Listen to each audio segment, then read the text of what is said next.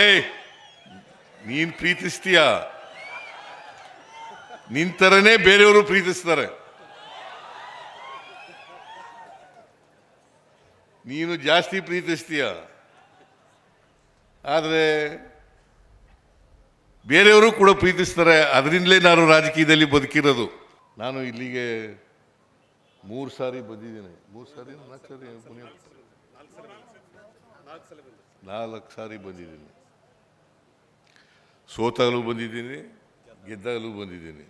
Chief minister ಆದಾಗಲೂ ಬಂದಿದ್ದೀನಿ, ಸೋತಾಗಲೂ ಬಂದಿದ್ದೀನಿ, ವಿರೋಧ ಪಕ್ಷದ ನಾಯಕರಾಗಿದ್ದಾಗಲೂ ಬಂದಿದ್ದೀನಿ.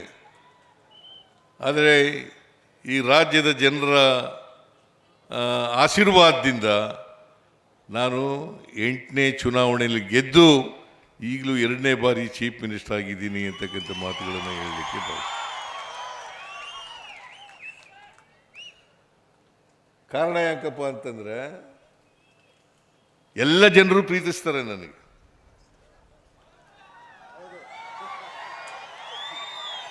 ಏಯ್, ನೀನ್ ಪ್ರೀತಿಸ್ತೀಯ, ನಿಂತರನೇ ಬೇರೆಯವರು ಪ್ರೀತಿಸ್ತಾರೆ. ನೀನು ಜಾಸ್ತಿ ಪ್ರೀತಿಸ್ತೀಯ, ಆದರೆ ಬೇರೆಯವರು ಕೂಡ ಪ್ರೀತಿಸ್ತಾರೆ. ಅದರಿಂದಲೇ ನಾನು ರಾಜಕೀಯದಲ್ಲಿ ಬದುಕಿರೋದು.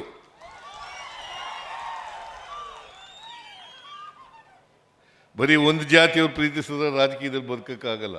ಎಲ್ಲ ಜಾತಿಯವರು ಪ್ರೀತಿಸಿದ್ರೆ ರಾಜಕೀಯದಲ್ಲಿ ಬದುಕಲಿಕ್ಕೆ ಸಾಧ್ಯ. ಆದ್ದರಿಂದ ಬದುಕಿದ್ದೇನೆ.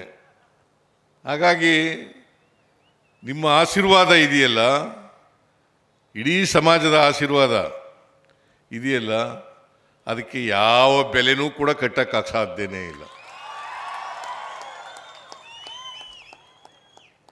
ಯಾವ ಬೆಲೆನೂ ಕಟ್ಟಕ್ಕಾಗಲ್ಲ.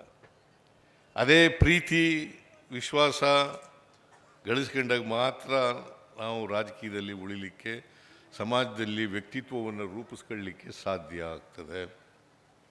ಇದನ್ನು ನಾವು ಅರ್ಥ ಮಾಡ್ಕೋಬೇಕಾಗ್ತದೆ. ಅದರಿಂದ ನಮ್ಮ ಎಲ್ಲ ಸ್ವಾಮೀಜಿಯವರು ಕೂಡ ಈ ದಿಕ್ಕಿನಲ್ಲಿ ಕೆಲಸ ಮಾಡ್ತಾ ಇದ್ದಾರೆ ಅಂತಕ್ಕಂಥ ಮಾತುಗಳನ್ನು ಹೇಳಲಿಕ್ಕೆ ಬಯಸ್ತಾ ಇದ್ದೇನೆ. ಅದರಿಂದ ಇಡೀ ರಾಜ್ಯಕ್ಕೆ ಕನಕ ಗುರುಪೀಠ ಒಂದು ಜಾತ್ಯತೀತ ಪೀಠವಾಗಿ ಕೆಲಸ ಮಾಡ್ತದೆ ಅಂತಕ್ಕಂಥ ಮಾತುಗಳನ್ನು ಈ ಸಂದರ್ಭದಲ್ಲಿ ಹೇಳಲಿಕ್ಕೆ ಬಯಸ್ತಾ ಇದ್ದೇನೆ. ಶಿಕ್ಷಣ ಸಂಸ್ಥೆಗಳಾಗಬೇಕು.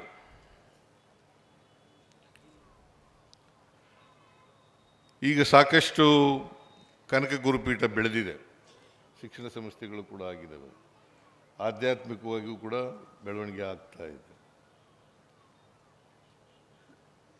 ಯಾವುದೇ ಕಾರಣಕ್ಕೆ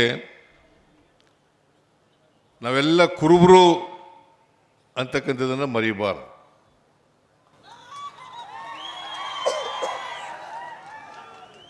ನಾವೆಲ್ಲ ಕುರುಬರು ಅಂತಕ್ಕಂಥದ್ದು ಮಾತಾಡಬಾರ್ದು. ಅಂತಿಮವಾಗಿ ಕುರುಬರೆಲ್ಲ ಒಗ್ಗಟ್ಟಾದ ಮೇಲೆ, ಎಲ್ರಿಗೂ ಶಿಕ್ಷಣ ಸಿಕ್ಕಿದ ಮೇಲೆ ಒಂದು ಜಾತಿ ಆಗಬೇಕು. ಎಲ್ರಿಗೂ ಶಿಕ್ಷಣ ಸಿಕ್ಕಿದ ಮೇಲೆ ಒಂದು ಜಾತಿ ಆಗಬೇಕು.